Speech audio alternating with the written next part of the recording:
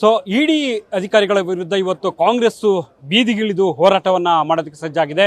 ಇದ್ರ ಬಗ್ಗೆ ಮಾತಾಡೋಕ್ಕೆ ನಮ್ಮ ಜೊತೆಗೆ ಉಮಾಶ್ರೀ ಅವರು ಇದ್ದಾರೆ. ಅವ್ರ ಹತ್ರ ಒಂದಷ್ಟು ವಿಚಾರಗಳನ್ನ ಮಾತಾಡೋದು ಒಂದು ಪ್ರಯತ್ನ. ಉಮಾಶ್ರೀ ಅವರೇ, ಇಡಿ ನಿಜಕ್ಕೂ ಕೂಡ ಅಧಿಕಾರಿಗಳ ಮೂಲಕ ಕೇಂದ್ರ ಸರ್ಕಾರವನ್ನು ಅಸ್ಥಿರಗೊಳಿಸುವಂಥ ಒಂದು ಪ್ರಯತ್ನಕ್ಕೆ ಮುಂದಾಗಿದೆಯಾ? ಖಂಡಿತವಾಗ್ಲೂ ಕೂಡ ದೇಶದಲ್ಲಿ ಇರ್ತಕ್ಕಂಥ ಕಾಂಗ್ರೆಸ್ ಸರ್ಕಾರಗಳನ್ನ ಅಸ್ಥಿರಗೊಳಿಸ್ತಕ್ಕಂಥ ನೀಚ ರಾಜಕೀಯ ಸಂಸ್ಕೃತಿಯನ್ನು ಹಿಂದಿನಿಂದಲೂ ಅಳವಡಿಸ್ಕೊಂಡು ಬಂದಿರತಕ್ಕಂಥದ್ದು ಜನ ನೋಡಿದರೆ. ಈಗ ಪರೋಕ್ಷವಾಗಿ ತಮ್ಮ ಅಧೀನದಲ್ಲಿರ್ತಕ್ಕಂತಹ ಸಂಸ್ಥೆಗಳನ್ನು ಉಪಯೋಗಿಸ್ಕೊಂಡು ಸರ್ಕಾರವನ್ನು ಅಸ್ಥಿರಗೊಳಿಸ್ತಕ್ಕಂಥದ್ದು, ಮಾನ್ಯ ಮುಖ್ಯಮಂತ್ರಿಯಾದಂಥ ಸಿದ್ದರಾಮಯ್ಯನವರಿಗೆ ಅಪಖ್ಯಾತಿಯನ್ನು ತರ್ತಕ್ಕಂತಹ ಪ್ರಯತ್ನದಲ್ಲಿ ಅವರು ಇವತ್ತಿನ ದಿವಸ ಇಂಥ ಒಂದು ಕೃತ್ಯವನ್ನು ಮಾಡಿದ್ದಾರೆ ಅನ್ನೋದಕ್ಕೆ ಸಾಕ್ಷಿಯಾಗಿದೆ ಅಂತ ಹೇಳಿ. ಯಾಕೆ ಕರ್ನಾಟಕ ಸರ್ಕಾರದ ಮೇಲೆ ಅಷ್ಟು ತೆಗಿಬೇಕು ಅನ್ನುವಂಥ ಅವರ ಜಿದ್ದು? ಕರ್ನಾಟಕ ಸರ್ಕಾರ ಅಂತನೆಲ್ಲ, ಎಲ್ಲಿ ಕಾಂಗ್ರೆಸ್ ಸರ್ಕಾರ ಇದ್ರೂ ಕೂಡ ಇದೇ ಒಂದು ಸಂಸ್ಕೃತಿಯನ್ನು ಅವರು ಅಳವಡಿಸ್ಕೊಂಡಿದ್ದಾರೆ.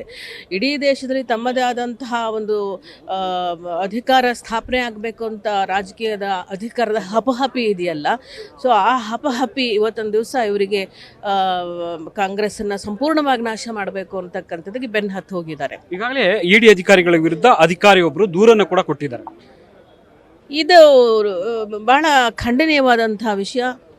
ಡೆಮಾಕ್ರಸಿ ಸಿಸ್ಟಮಲ್ಲಿ ಈ ರೀತಿಯಾಗಿ ಒಂದು ಸರ್ಕಾರ ಅಧಿಕಾರಿಗಳನ್ನು, ಒಂದು ಸಂಸ್ಥೆಯನ್ನು ಬಳಸ್ಕೊಂಡು ಕೆಳ ಹಂತದ ಸರ್ಕಾರದಲ್ಲಿರ್ತಕ್ಕಂಥ ಅಧಿಕಾರಿಗಳನ್ನ ಬೆದರಿಸ್ತಕ್ಕಂಥದ್ದು, ಒಂದು ಸರ್ಕಾರದ ವಿರುದ್ಧ, ಒಂದು ಮುಖ್ಯಮಂತ್ರಿ ವಿರುದ್ಧ ಹೇಳಿಕೆಗಳನ್ನು ಕೊಡುವಂಥ ಬಲವಂತ ಮಾಡ್ತಕ್ಕಂಥದ್ದು ಇದೆಯಲ್ಲ, ಇದು ಖಂಡನೀಯವಾದಂಥ ವಿಷಯ. ಸಿಎಂ ಸಿದ್ದರಾಮಯ್ಯ ಅವ್ರನ್ನ ಸಿಲುಕಿಸುವಂಥ ಒಂದು ಪ್ರಯತ್ನ ಇದೆಯಾ ಈ ಇದರಲ್ಲಿ? ಖಂಡಿತವಾಗ್ಲೂ ಇದು ಒಂದು ರಾಜಕೀಯದ ಷಡ್ಯಂತ್ರ, ಪಿತೂರಿ.